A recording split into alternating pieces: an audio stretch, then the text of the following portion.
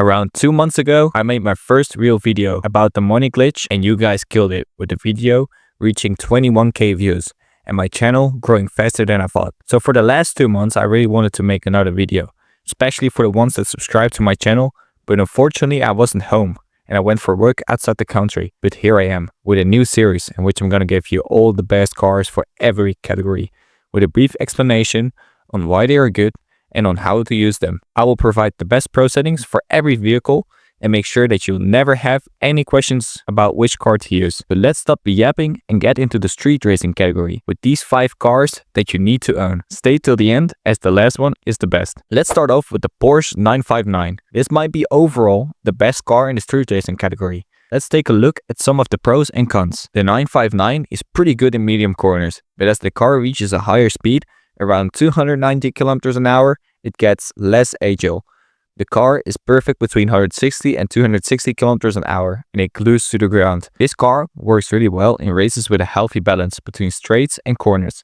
I really recommend using Nitro Gem Mist on this car, as without its nitro, it's just not that good. Here are some tips to use this car. Number 1. Don't brake too much in the corners, as you can easily pass a lot of corners without braking or with only one downshift if you play manual, which I definitely recommend learning if you don't use it already. Number 2, try to save your nitro for the straights to maintain the same speed. Good acceleration, good agility, and a good balance. Really good for races like along the Mississippi, Black Hills West, and Pikes Peak. And not to forget the pro settings. First off, we got the pro settings for the wheel. If you don't have a wheel, you can simply install wheel mode for controller. I'll link a video from OZFH in the description on how to install. These settings are used for various world records and are made by Tawec. I'll link his YouTube in the description, and you can always reduce aero by 1 depending on the track. By putting it down, your car will steer worse, but the top speed is higher. Now let's move on to the controller settings. I got them from someone from our Discord community named Santi, and shout out to him. Now let's move on to the Lamborghini Countach LP 5000 Quattrovalvole. Gotta love this car, because this is definitely one of the most known ones. The feel of this car is pretty similar to the one from Bugatti. Heavy, but extremely fast. Let's take a look at the pros and cons. This car is really fast and really stable. It's great for cutting corners or for shortcuts. It's also great for straights, because of its fast acceleration and top speed. On the other hand, the Countach, it's not that good in tight corners, and the brakes are hard to use. You also really need to make some changes in the pro settings before it becomes good. So let's get into some of the tips of using this Lamborghini. Number 1, use the brakes early before corners. This car is really heavy and it needs a long time to brake. Number 2, save your nitro for the corners. When you leave the corners, use your nitro. Number 3, shift up earlier than normal while playing manual. Good top speed and great acceleration. Really good for races with a lot of cuts like Harlem West, coastal range to old fields at Mississippi. And not to forget the pro settings. First pro settings are for the wheel and used for world records on the Big Cow, American cars in Midwest and Chinatown. They're from Tim44IK. You can find his channel in the description. Next up, we have another set of pro settings for the wheel used by Tawec for setting a world record on Strip South. Link to his channel in the description. Lastly, we have a set for the controller made by Deko, whose channel is also in the description. Next up, we have the Mitsubishi 3000 GT VR4 No Rules Edition. A really underrated car. This car is to go if you have straights and want to use vacuum. So let's take a look at the pros and the cons. The main reason this car is good is because of the vacuum. It's also pretty good because of its top speed and acceleration. The bad side of this car is that it's such a heavy car. Just like the Countach, the 3000 GT doesn't steer really well, and for that reason is really made for the straight races. Here are some tips on using this car. Number 1, try to hit the brakes early, just like the Countach. Number 2, try, just like on the Countach, to use the nitro to leave the corners. Number 3, it's important to have a smooth driving, with not a lot of spontaneous movements. Fast, a vacuum and PvP monster.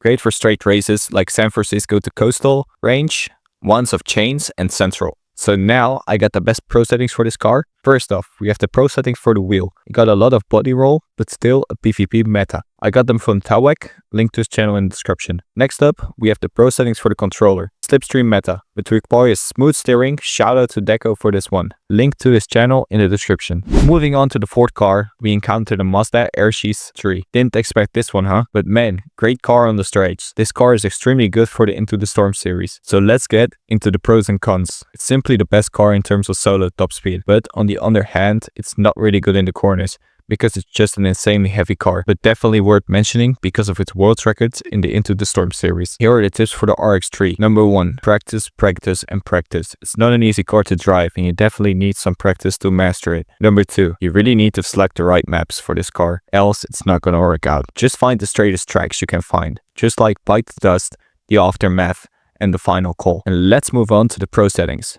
First off, we got the pro settings for the wheel, and again, made by Tawec, again his channel in the description, and the controller settings, again by Deko, channel in the description. If you're fine driving a brick, you can even lower the aerodynamics one more. So now we're getting into the last and the best car for the biggest part of the races. But before I reveal which car we're talking about, make sure to like the video and subscribe for the rest of the categories. So now let's get into the last car. We're talking about the Mazda Cosmo Sport. This car dominates if it comes down to technical tracks, so it's extremely smooth in the corners. The Cosmo Sport is extremely light, which means really agile and great acceleration, making it the perfect car for short tracks with a lot of corners. Unfortunately, it's not all sunshine and rainbows, as its top speed is really limited, and it doesn't really recover his nitro fastly, but its agility and acceleration really makes up for that. For the Cosmo Sport, I only have one tip. You don't really have to use the brakes on this car. Just take the corners from the outside to the inside, and you will be fine. In case the corner is really tight, you can also just survive with a simple downshift. This car works the best on the technical tracks, with a lot of corners like the Sleeper, the Strip South, and Harlem East. And here are the pro settings for this last car. The controller settings, mainly made for smooth driving, as usually provided by Deko. Next up, we have the wheel settings, as usually provided by Tawec, with which he took the world record on the Aftermath. I also found some settings from Afir for the wheel, but unfortunately couldn't find his YouTube channel. So those were the 5 best cars for the street racing category. Next up is one of my favorite categories, so subscribe to stay tuned.